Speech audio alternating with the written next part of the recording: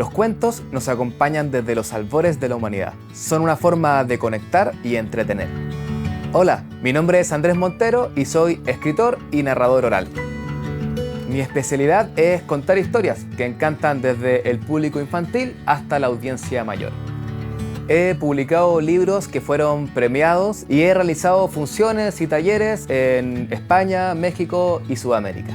Mi estilo es cercano y natural. Pienso que el relato debe defenderse solo, con apenas algunas técnicas para conquistar a quien nos escucha. Las ficciones nos permiten conectarnos más profundamente con nosotros mismos. Es como encender un fuego que nos une y calma nuestros miedos. En este curso de doméstica descubrirás herramientas para contar historias en público. Como proyecto final vas a narrar un cuento en un video corto. Puedo leer fácilmente 150 opciones de textos antes de elegir uno que me guste. Así que empezaremos con los criterios para construir un buen repertorio. Detallaré los elementos fundamentales del relato, la estructura, la corporalidad y los matices como las inflexiones de voz. Tras escoger la historia, verás cómo proyectarla en tu mente, adaptarla con naturalidad y hacerla propia.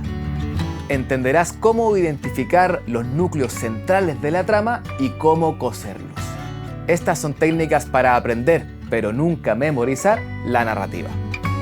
También te enseñaré diversos métodos de ensayo y cómo trabajar con distintos espacios y públicos. Para cerrar, te explicaré los aspectos cruciales de un cuento oral y algunos consejos para perfeccionar tu puesta en escena.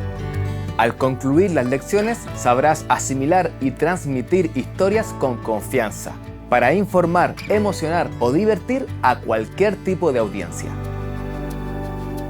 Descubre el fascinante mundo de la narración oral y conecta con tu puesta en escena.